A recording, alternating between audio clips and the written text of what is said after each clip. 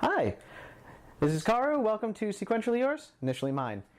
So, this is the show where I pick up comics, usually number ones, that I see on the comic book racks, anything that grabs my attention, and give you a quick review to let you know if it's a good idea to kind of jump into this series at the beginning and on the ground floor. So, the first thing, when I was doing the Super Secret Sorta project a couple of weeks ago, I was at a comic store filming, and I saw something there that seemed kind of interesting, but I couldn't find book one. Well, I found book one. It is Lady Mechanica, book one. You can check it out yourself. And this is not what I chose for this week. Just the quick roundup is that it's not bad. It's steampunk, and that's really all it is. It had a couple of ideas in there that I wish they would have explored for the first issue, but honestly, it relies heavily on steampunk tropes. The main character appears to be a mechanical or partially mechanical woman named Lady Mechanica, and that's all we really know about her. It has potential, but it's not really what it didn't really grab me. I like steampunk. I don't like steampunk that much that anything steampunk will do. So, not Lady Mechanica. Actually, this week, I ended up with Kaptara. That's Chip Zdarksky and Kagan McLeod did this one with some color assist from Becca Kinsey. And I'm pointing that out because, again, recently I've really liked the color stuff. But Kaptara surprised me, as seems to be happening quite often these days. So, basic rundown. A group of people are on a spaceship heading to Mars. Their personalities clash a little bit, but the idea seems to be that the plan is to terraform the planet and start getting human beings there. Our main character is Keith, although Zdarsky does a good job of walking around that. He keeps giving us, basically sci-fi movie heroes.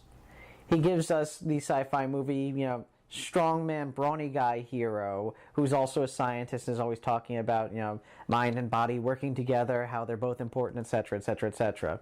He also gives us the space pilot hero.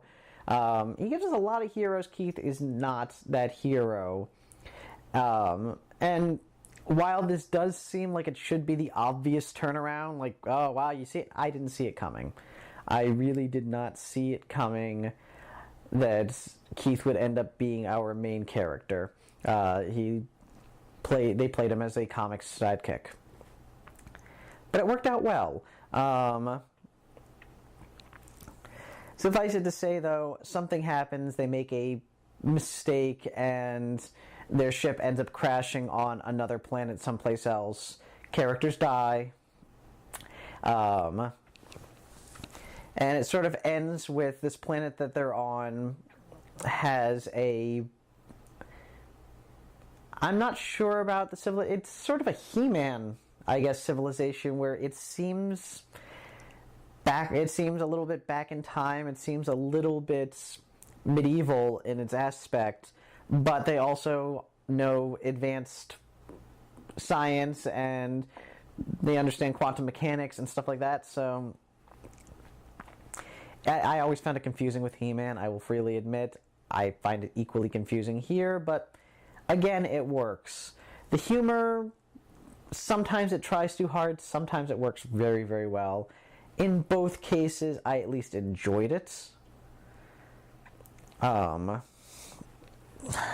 what else can I say about this? It's hard to quantify this comic, because we're given a lot in a first issue. It really does give you a kind of whole world. Keith is an interesting and rich character who doesn't start out that way, but within the first issue, gains some semblance of depth, which is not common. In fact, we didn't even get in Lady Mechanica, just to give an example. Moreover, I feel like the jokes at the expense of science fiction and then fantasy at the end tropes, at first they seemed like, low-hanging fruit, easy jokes, but the more I read the comic and the more I saw people reacting to the events of the jokes, the more I realize that there is a lot more to them than just the initial, punch, the initial punchline. It worked out very well in that respect. I don't always follow up on all of the comics that I read for this.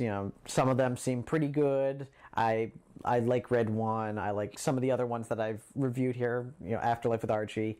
I will continue to read as they go on. But most of them, I read the first issue and it might not just click with me, or I like it, but I don't like it enough that I'm going to spend money on it every month. Kaptara, I will probably spend money on it every month. Partially that's because Chip Zdarksky is a masterful storyteller. Partially it is the artwork borders on the surreal, and that makes it interesting. It's still very clear what everything is, but everything is just slightly off, and I love that. And I think that McLeod, I don't really know Kagan McLeod that much, but I will have to look into their work more. But yeah, McLeod's art style here is very interesting. It keeps my attention. So yeah, I will probably check out Kaptara as it continues to come out. And if it's from Image, so, who knows how long it's going to work. But I hope it's for a while. And honestly, yeah. So if you want something that is sci-fi comedy, but enough of a deconstruction that you're not falling into the same old patterns, Kaptara might be what you're looking for. Ultimately, I don't know what your opinion's going to be, but that was initially mine. Take care.